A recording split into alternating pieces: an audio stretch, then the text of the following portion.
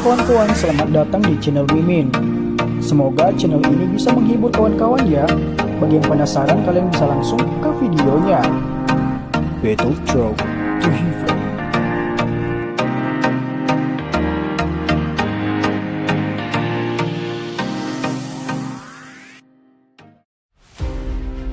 Pada cerita sebelumnya, Xiaoyan melakukan pertarungan dengan seorang ahli douzong, yaitu pelindung Tie.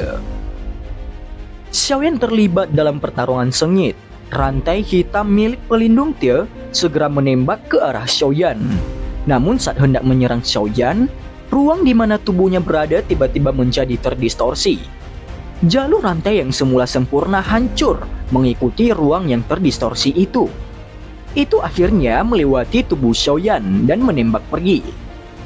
Adegan tiba-tiba itu segera menyebabkan seluruh tempat menjadi gempar. Pelindung Tie tertegun sesaat sebelum teriakannya yang keras berbunyi. Bolehkah aku tahu siapa ahli douzong yang bersembunyi di sini? Tolong jangan campur tangan dalam urusan orang lain jika tidak, ucap pelindung Tie. Kalau tidak apa yang bisa kau lakukan? Sosok manusia perlahan muncul di depan Xiaoyan dengan suara dingin yang samar. Semua mata di area itu langsung berubah mengikuti penampilan yang tidak biasa dari sosok itu. Semua orang tercengang ketika mereka melihat orang yang muncul sebenarnya adalah seorang wanita dengan wajah cantik. Dia sebenarnya adalah VIP lain yang diundang pemimpin sekte. Tidak terduga, dia sebenarnya seorang elit douzong. Wajah para ahli dari sekte racun tercengang ketika mereka melihat wanita itu mengungkapkan wajahnya. Tidak ada yang menyangka orang yang telah campur tangan sebelumnya sebenarnya adalah dirinya. Setelah tercengang, sukacita liar melonjak dari dalam hati mereka. Mendengar teriakan pelindung Tie sebelumnya, sepertinya orang ini juga adalah seorang elit douzong. Selain itu, tindakan mendistorsi ruang dengan tangan adalah sesuatu yang hanya bisa dilakukan oleh seorang ahli douzong. Titik ini adalah sesuatu yang sangat diperhatikan oleh ahli Do Huang. Pada saat ini moral orang-orang dari sekte racun yang telah hilang dari campur tangan pelindung Tie sebelumnya segera melonjak. Pihak lain memiliki 2 elit douzong dan mereka juga memiliki 2 elit douzong. Mereka masih cukup banyak keuntungan dalam pertempuran besar ini. Orang yang melakukan intervensi secara alami adalah Medusa yang telah bersembunyi. Dia masih ditutupi oleh kulit binatang misterius itu dan wajah mempesona miliknya yang tak terlupakan menjadi jauh lebih biasa. Meskipun demikian, aura menyihir yang terpancar masih menyebabkan mata cukup banyak orang tak berhenti padanya sedikit lebih lama. Sepertinya kamu benar-benar berencana melakukan campur tangan dalam masalah ini. Mata pelindung Tie terlihat gelap dan dingin saat dia menyapu tubuh Medusa. Hatinya merasa sedikit kagum. Dia bisa merasakan ahli misterius asal tidak dikenal ini memiliki kekuatan yang tidak lebih lemah darinya. Serahkan dia padaku. Medusa melirik samar pada pelindung Tie. Dia mengepalkan tangannya yang lembut dan sebuah pedang panjang muncul di dalamnya. Dia takut untuk mengekspos jejak siapa dia. Tapi dia tidak pernah menggunakan pedang panjang yang berbentuk ular di pertempuran besar 4 kekaisaran sebelumnya. Baik, berhati-hatilah.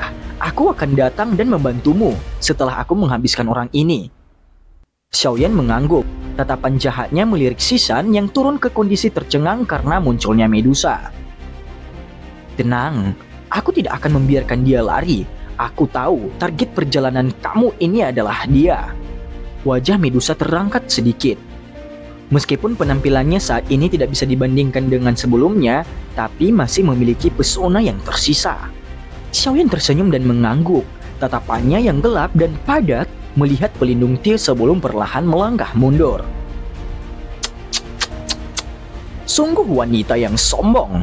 Meskipun kamu adalah seorang elit douzong, kamu tidak ada apa-apanya di mata Hall of Soul kami. Di masa depan, kamu mungkin menyesali keputusan kamu untuk menyinggung Hall of Soul kami, ucap pelindung Tie. Sikap Medusa menyebabkan kemarahan pelindung Tie melonjak. dia segera mengungkapkan senyum dingin. Orang-orang dari Hall of Soul kamu selalu ingin mengucapkan kata-kata yang tidak ada artinya. Medusa menjentikkan jarinya yang lembut pada pedang panjang. Kamu bahkan telah melihat orang lain dari Hall of Soul? Mata pelindung Tia sedikit berkedip ketika dia berteriak kaget setelah mendengar arti yang terkandung dalam kata-kata Medusa. Medusa tidak menanggapi pertanyaan itu, tapi Deuki megah beredar seperti aliran gunung di dalam tubuhnya. Banyak fluktuasi terlihat naik di sekelilingnya. Dia mampu membangkitkan transformasi dunia luar hanya mengandalkan sirkulasi Deuki di dalam tubuhnya. Selain seseorang di tingkat elit Dozong, tidak ada seorang pun di tingkat Do Huang yang bisa mencapai titik ini. Niat membunuh juga terlintas di mata pelindung Tia ketika dia melihat Medusa kembali terdiam. Dia dengan dingin mendengus. Pelindung ini akan melihat apakah kamu memiliki kualifikasi untuk menjadi sombong hari ini, ucap pelindung Tia. Jari pelindung Tia bergerak ketika dengusan dinginnya terdengar. Suara tabrakan yang jelas langsung bergema di atas langit. Rantainya mengeluarkan suara denting saat mereka membentuk bentuk gurita. Kemudian dengan kasar dilemparkan ke arah Medusa. Wajah Medusa tidak berubah dalam menghadapi momentum mengejutkan dari tindakan ini. Pedang panjang di tangannya tiba-tiba menusuk ke depan pada rantai dengan cara yang seperti kilat. Sebuah kekuatan liar ungu meletus dan mengirim rantai besar terbang dengan cara yang kuat. Dia bukan ahli Do Huang atau Do Huang. Serangan seperti itu bagi pelindung Tia tidak menimbulkan banyak ancaman baginya. Meskipun itu hanya pertukaran awal, riak energi melonjak menyebar ke segala arah dan menggetarkan jiwa. Melihat dua elit Dozong lain sudah memasuki pertempuran panas yang berapi-api, para ahli di sekitarnya dari kedua belah pihak mulai buru-buru mundur. Mereka semua takut akan terlibat, yang akan meninggalkan mereka dengan takdir yang pasti tidak akan memungkinkan mereka untuk melarikan diri dari kata kematian. Di sisi lain, ekspresi si Bian di langit yang jauh yang masih agak sombong langsung menegang karena penampilan Medusa. Ini terutama terjadi setelah dia melihat pihak lain benar-benar dapat bertarung dengan pelindung Tia. Sudut matanya tiba-tiba bergetar.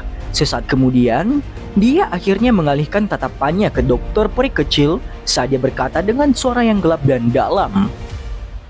Tidak disangka kamu juga mengundang seorang yang membantu kamu. Tidak heran kamu benar-benar berani menjadi sembrono, ucap si Bian. Hal yang sama bisa dikatakan untuk kamu. Sepertinya harapan dari gerbang 10.000 kalajengking kamu untuk menelan sekte racunku hampir gagal, ucap dokter peri kecil. Hei, aku khawatir itu terlalu dini bagimu untuk bahagia. Aku yang lama telah berlatih selama bertahun-tahun. Jangan percaya, aku tidak bisa menyelesaikan seorang anggota generasi yang lebih muda sepertimu. Si Bian tertawa karena kemarahannya.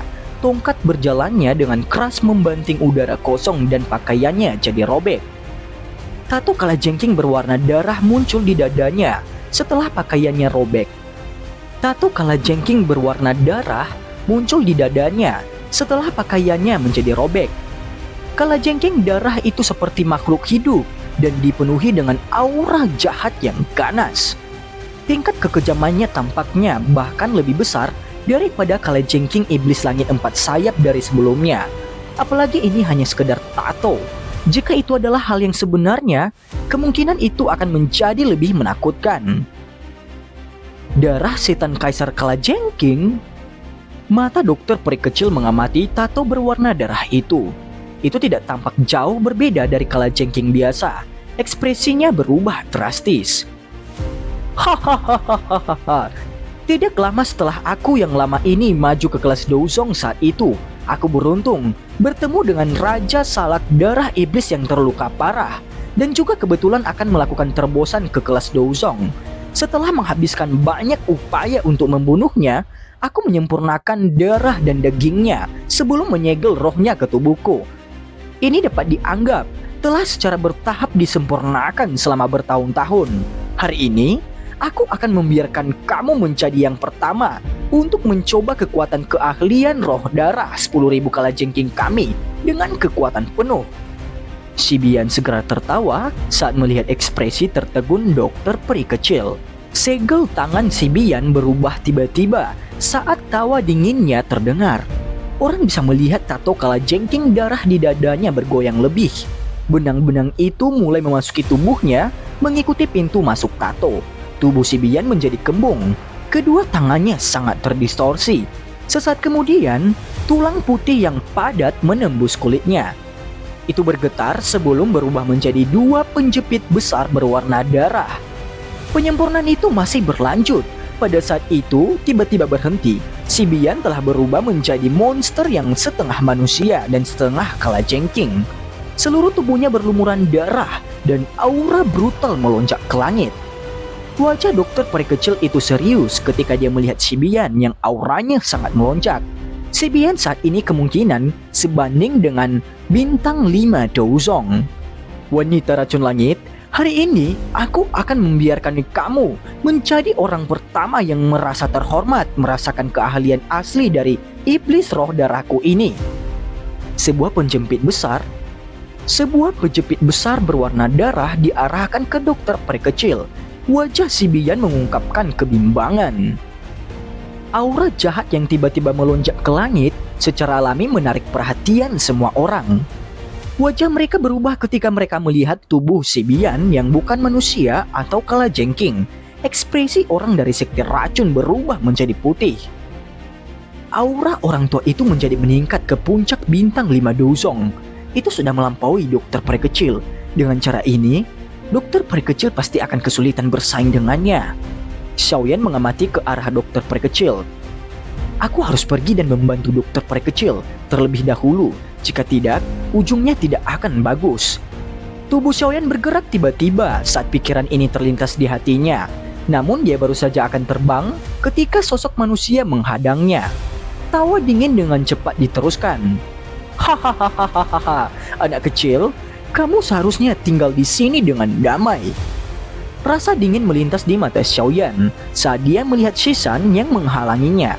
Dia tidak menyia-nyiakan nafasnya, sebuah penguasa berat dan segera menyerang ke depan dengan cara yang sangat ganas dan aura sengit itu menekan Shisan. Sementara Xiaoyan terjerat dengan Shisan, si Bian juga melepaskan serangannya. Orang bisa melihat tubuhnya berkedip dan muncul di depan dokter peri kecil. Penjepit besar berwarna darah menari saat mereka menjepit ke pinggang dokter peri kecil. Kuku tajam dokter peri kecil tiba-tiba melonjak sebelum segera meretas penjepit besar itu. Sebuah letusan terjadi di tempat itu, tapi tidak membuat kerugian kepada pihak lain. Hahaha. Penjepit besar itu berputar dengan cara yang aneh mengikuti tawa dingin si Bian, dan tubuh dokter peri kecil buru-buru mundur. Setelah dia menderita kerugian, tampak sedikit sengsara. Anak muda, aku yang lama ini akan melihat bagaimana sikap sombongmu sebelumnya untuk bertindak. Si Bian segera tertawa dengan sikap dingin dan sombong setelah menyebabkan pihak lain menderita kerugian.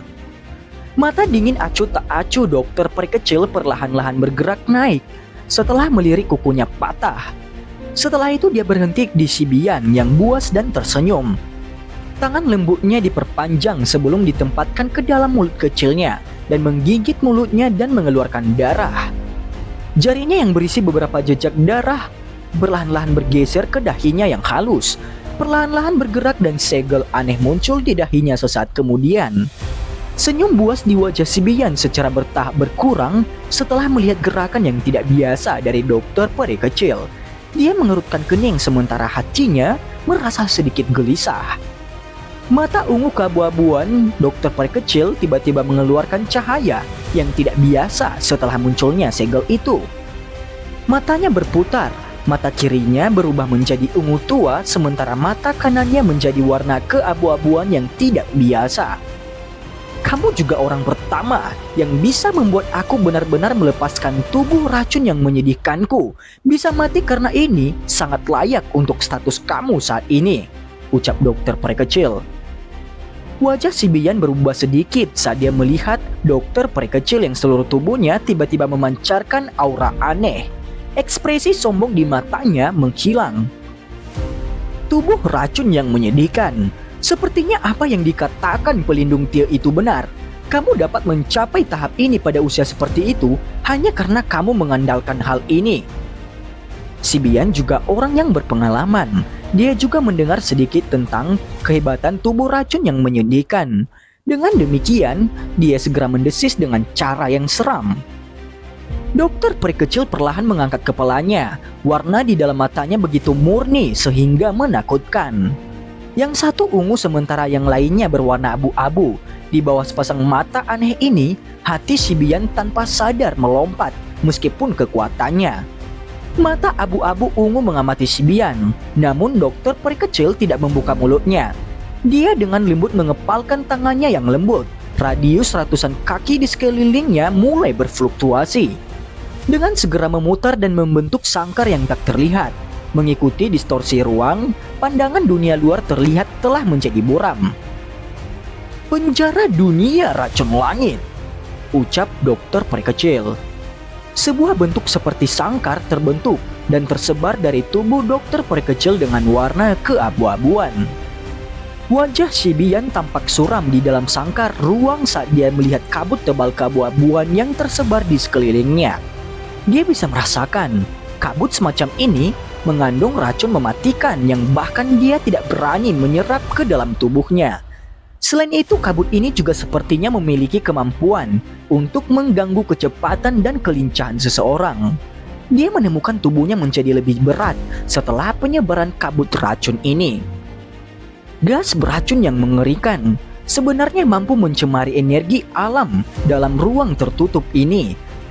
Dengan cara ini, seseorang tidak akan berani menyerap energi alam secara acak saat bertempur. Ini berarti seseorang hanya bisa menghabiskan kekuatannya tanpa bisa memulihkan kekuatan. Jika ini berlangsung terlalu lama, akhir dari seseorang pasti akan sangat mengerikan. Benar-benar taktik yang kejam. Tubuh racun yang menyedihkan ini memang merepotkan untuk ditangani, ucap si Bian dalam hati. Mata gelap dan dingin si Bian menyapu kabut ungu keabu-abuan yang menyebar di sekelilingnya saat dia berbicara dalam hatinya dengan suara yang dalam. Jantungnya segera bergerak dan dia menutup pori-porinya di seluruh tubuhnya. Lapisan doki yang kuat menutup tubuhnya untuk mengisolasi dirinya dari kabut abu-abu ungu.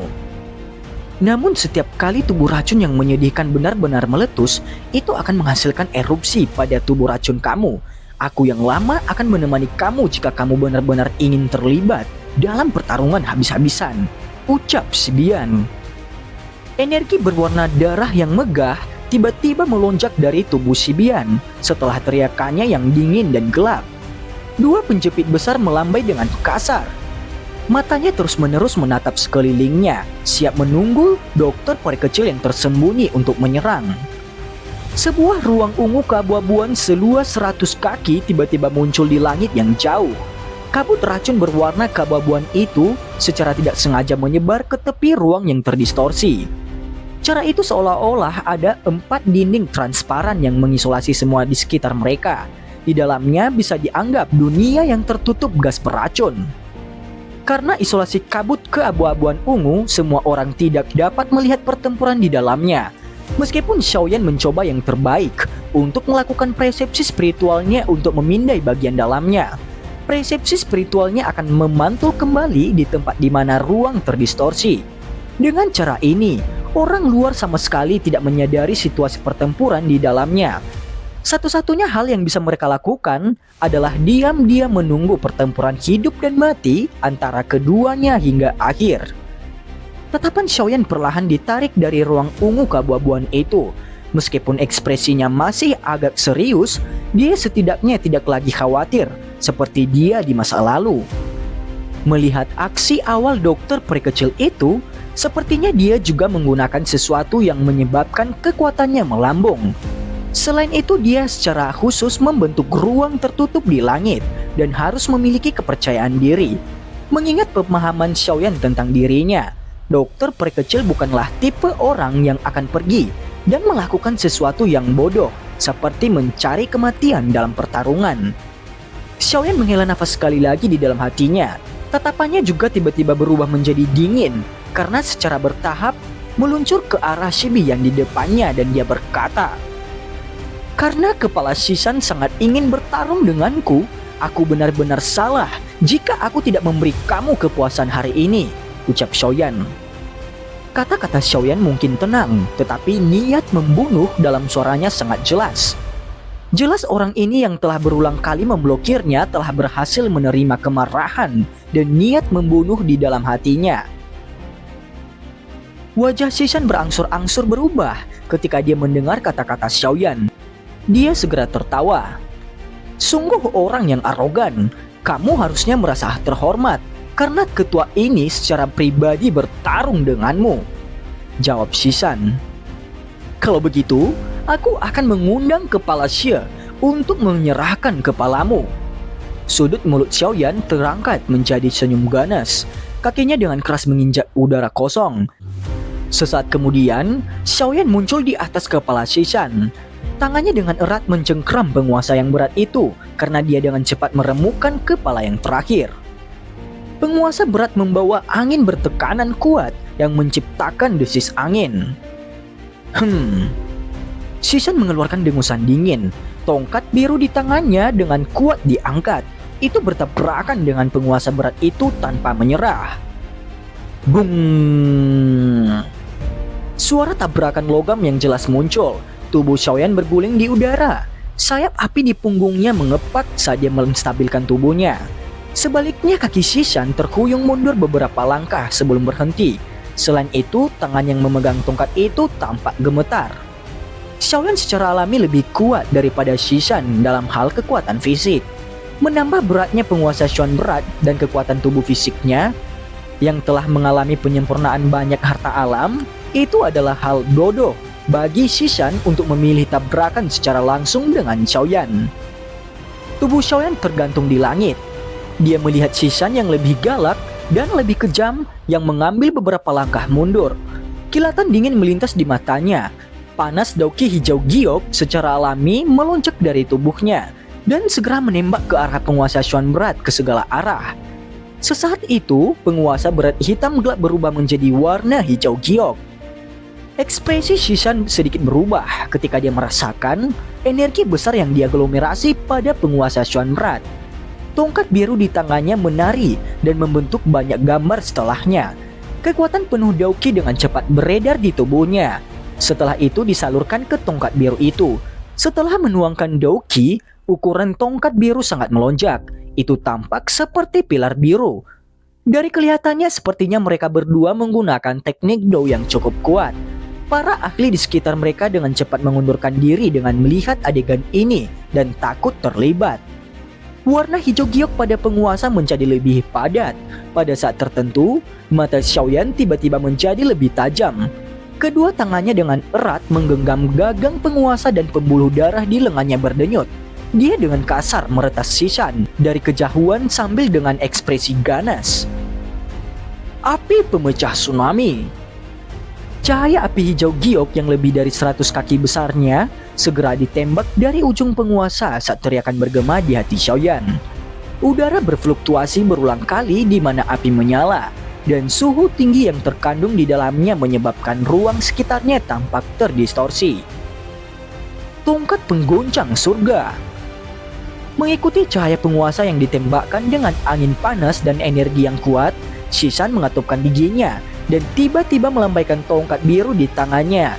Itu membuat irama gemetar yang aneh di tengah cahaya biru yang menusuk saat itu dengan keras menghantam ke arah cahaya penguasa. Bung! Riak energi kuat yang mengandung gelombang api panas melonjak keluar dari titik kontak itu. Itu menghantam Shisan sampai dia mengeluarkan erangan. Tangan yang memegang tongkat biru itu mengeluarkan asap putih. Namun dia dengan paksa menggertakkan giginya dan terus memegangnya. Tubuhnya bergerak dan dia mundur dengan cara tergesa-gesa. Dan api aneh yang terkandung pada cahaya penguasa menyebabkan dia menderita kerugian besar dalam tabrakan ini. Xiaoyan tertawa dingin ketika dia melihat Shisan mundur. Tatapannya melayang ke ruang tertentu saat cahaya perak tersebar di bawah kakinya. Dalam beberapa kilatan, dia muncul di depan Shisan. Dia mengangkat penggarisnya yang berat itu dan dengan kasar menghantamnya. Shisan mundur dengan tergesa-gesa dan menghindari serangan Xiaoyan.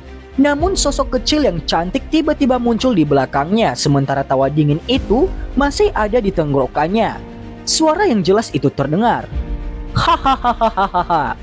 Suara lembut itu baru saja terdengar ketika kepalan kecil yang pucat langsung melesat. Cahaya ungu berkedip di kepalan tangan. Itu mengandung kekuatan yang sangat menakutkan. Keterkejutan melonjak ke mata Shisan ketika dia merasakan kekuatan menakutkan yang tiba-tiba muncul di belakangnya. Dia dengan paksa berbalik dan menggunakan tongkat biru di tangannya untuk memblokir dadanya. Bung! Tinju kecil itu dengan kuat menancap ke tongkat biru itu. Namun, sebelum Shisan bisa menghela nafas lega, suara retak menyebabkan rasa dingin menyebar ke seluruh tubuhnya. Orang bisa melihat tongkat birunya. Dengan tingkat kekerasan yang tidak lebih lemah dari baja, retak terpisah pada saat ini. Kepalan kecil itu melewatinya dan akhirnya mendarat di dada Shisan. Dan cerita pun bersambung. Terima kasih telah mendengarkan Mimin sampai akhir ya. Dan jangan lupa nantikan cerita selanjutnya.